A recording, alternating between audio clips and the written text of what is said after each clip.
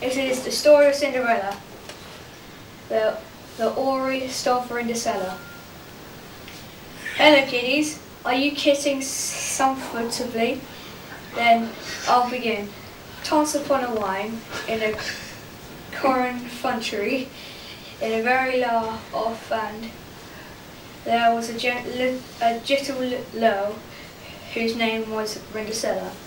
Now Cinderella lived with her sticked wet mother and her two sister youngers, and done with the Pransome hints, because there's always a Pransome hints in bedtime stories.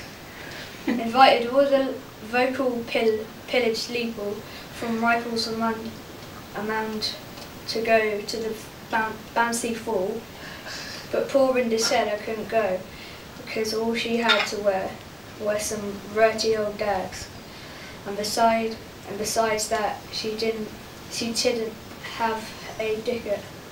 Of what? She ain't got a dicket. A dicket.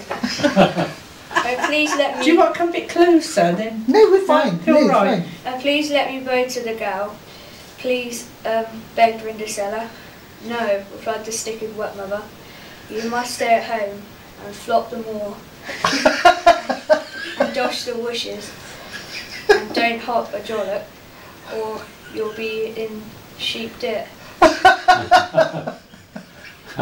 So the sticked wet mother and the two sister uglies went off to the bouncy fall and left poor Cinderella at home alone.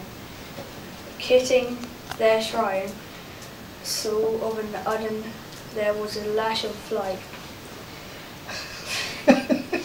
Missed all crocking fighty.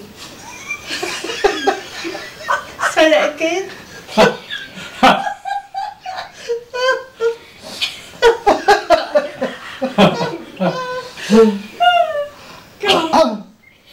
Missed all crocking fighty, screamed Cinderella.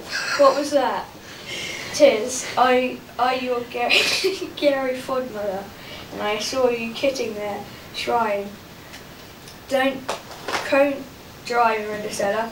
Cop your strine and wipe your wise, for you can go to the bouncy fall as well, as long as you get back before the mid-strikes clock night.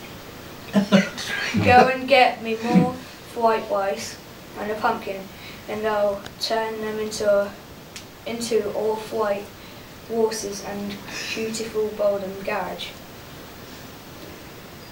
Then with a wave of her magic wand, she turned Cinderella into a principal beautress. Oh, she was so beautiful, you wouldn't Cinderella's Nilla. And off she went to the bouncy fall, and she danced and danced all night with the Pransome hints, and they both fell in love. Sowl, all of a sudden, the mid-struck clock night, and Cinderella stashed downstairs, and she slopped her dripper. Well, she was as missed as a puke by then.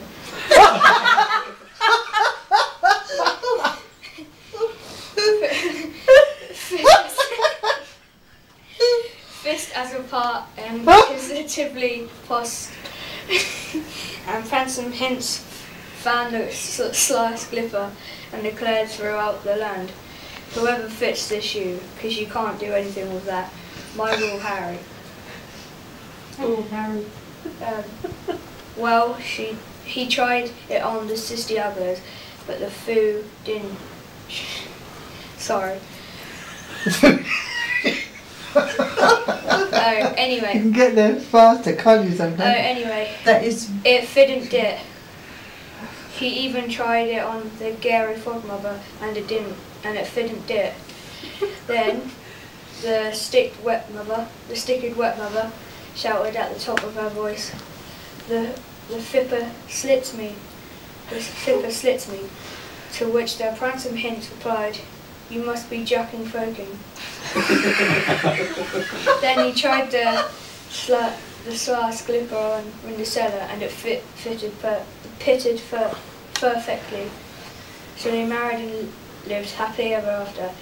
Now there is a story to this moral, and it is this. If you want to marry a prince and hint, you must be prepared to slop your dripper. Tomorrow night, we'll try the same thing with the beeping Slooty, or maybe Woe Snight and the Devon Swarth. I might even tell you the story of Robin Hood if I can get my tongue around the Friar Tuck problem. Till then, kiddies, I'm afraid it's bye for Totos. So, Nud Guy and Bod Bless. Well Very done. good.